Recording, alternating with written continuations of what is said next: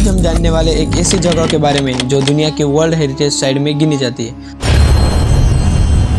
साल 1819 में जब जॉन स्मिथ नाम का एक आर्मी ऑफिसर को एक गुफा मिलती है और वह अंदर जाके देखता है तो नज़ारा हैरान कर देने वाला था।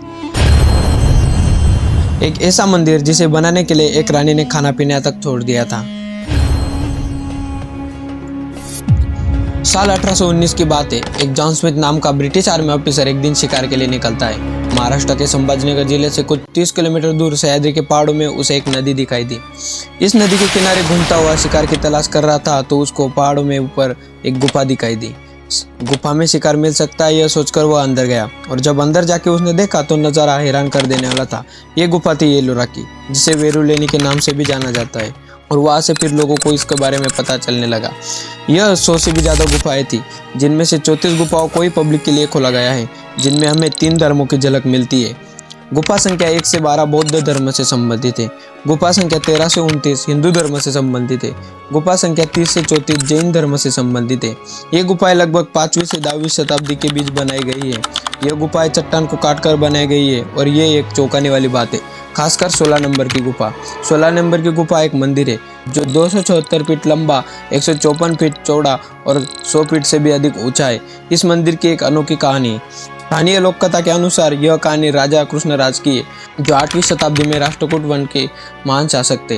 कहा जाता है कि उनकी रानी गंभीर रूप से बीमार हो गई थी और उस समय न राजा के पास कोई समाधान था न वैद्यों के पास। रानी ने भगवान शिव जी से एक मन्नत मांगी, अगर मेरी बीमारी दूर हो जाए तो मैं शिव के नाम पर एक भव्य मंदिर बनाऊंगी और मैं तभी अन्न जल ग्रहण करूंगी जब मुझे मंदिर का शिखर दिखाई दे। यह सुनकर राजा ने शिल्पियों और स्थापत्य कलाकारों को बुलाया और आदेश दिया कि मंदिर जल्द से जल्द बनाया जाए। उसमें एक प्रमुख कलाकार था जिसका नाम था कोकासा। उसने कहा, मैं पत्थर को ऊपर से नीचे काटूंगा। अगर हमें शिखर पहले बनाना है तो हमें मंदिर को सामान्य निर्माण की विपरीत दिशा में बनाना होगा।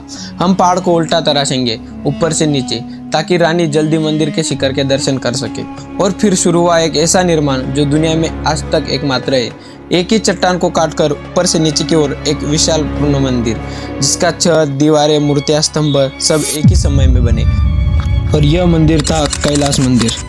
माना जाता है कि कैलाश मंदिर के नीचे गुफाओं में कुछ रहस्यमय संरचनाएं और अस्त्र शस्त्र हो सकते हैं। कहा जाता है कि कैलाश मंदिर के आसपास के हिस्से में एक छुपा हुआ नाग कुंड है, जहां नाग की मूर्ति पाई गई है। शिव के नाग देवता स्वयं इस मंदिर की रक्षा करते हैं। पुरानी मान्यता है कि यहाँ रात को नाग देवता की छाया देखी जाती थी। कई पुजारियों ने कहा है कि वे ध्यान में सर्प जैसी ऊर्जा अनुभव करते हैं। स्कंद पुराण और कुछ दक्षिण भारतीय ग्रंथों में उल्लेख मिलता है कि इस दक्षिण के कैलाश मंदिर में भगवान शिव विराजते हैं। एक मान्यता है कि येलोरा की गुफाओं के नीचे गुप्त सुरंगें जो कैलाश मानसरोवर से जुड़ी हुई है। इस स्थान पर बौद्ध, हिंदू, जैन तीनों धर्मों का एक ही पहाड़ों में समान रूप से स्थान मिलने से यह बताता है कि उस समय भारत में धर्मों के बीच सौहार्द और सह-अस्तित्व कितना गहरा था। इनमें कला, भक्ति, विज्ञान, रहस्य, संस्कृत सब एक साथ मौजूद है। ये गुफाएं बताती है कि भारत सिर्फ मंदिरों से नहीं, कहानियों से जुड़ा हुआ है। यहाँ हर दीवार, हर मूर्ति कुछ कहती है, बस सुनने वाला चाहिए। येलोरा हमें सिखाता है कि जब इंसान की श्रद्धा, मेहनत और कला एक साथ होती है तो पत्थर भी अमर बन जाते हैं। मेरे इस आज के हिस्टोरिकल वीडियो को मैं भारत की हिस्ट्री को समर्पित करता हूँ। जय हिंद, जय भारत।